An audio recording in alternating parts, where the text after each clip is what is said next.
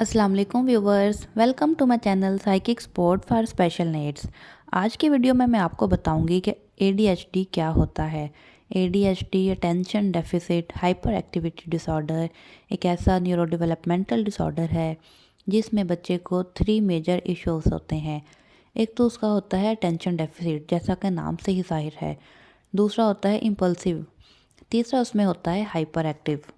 Attention deficit से मुराद ये है कि बच्चे को अपनी तवज्जो मरकूज़ करने में, एक चीज़ पे अपने आप को फोकस करने में, कंसंट्रेट करने में मुश्किलात का सामना होता है। बच्चा एक एक्सपेक्टेड अमाउंट ऑफ टाइम के लिए अपनी कंसंट्रेशन लेवल, अपनी अटेंशन लेवल फोकस नहीं कर पाता, उस काम को नहीं कर पाता। बहुत जल्दी किसी भी एक्सटर्नल इन्वायरमेंट से डिस्ट्रैक्ट हो जाता है और ये भी ऐन मुमकिन है कि कोई भी एक्सटर्नल इन्वायरमेंट नहीं है और उसके बगैर ही बच्चा अपनी ये टेंशन को एक चीज़ से दूसरी चीज़ पे लेके जा रहा है। उसे कंसंट्रेशन नहीं हो पा रही। इसकी वजह से वो कोई भी टास्क कंप्लीट नहीं कर पाता या उसको कंप्लीट करने में बहुत मसाइल का सामना होता है। ADHD का दूसरा बड़ा फैक्टर है इम्पल्सिविटी। इम्पल्सिविटी एक ऐसा बिहेवियर है जिसमें इंडिविजुअल बगैर सोचे समझे फौरी अमल करता है, उसके कॉन्सिक्वेंसेस को नहीं देखता। उसके अंदर अर्ज पैदा होती है, तहरीक होती है कोई भी काम करने की, और वह बगैर उसके नताइज के बारे में सोचे हुए फटाफट उसको कर देता है। जैसे अभी आप किसी ADHD स्टूडेंट के साथ एक टेबल सीटिंग कर रहे हों और ऐन मुमकिन है और उसके अंदर एक अर्ज उठी है टेबल का कवर हटाने की, और उसने फटाफट के टेबल का कवर उठा के हटा दिया है। वो नहीं देखेगा कवर हटाने से उसके ऊपर पड़ी हुई चीज़ें भी गिर जाएंगी या नुकसान हो जाएगा।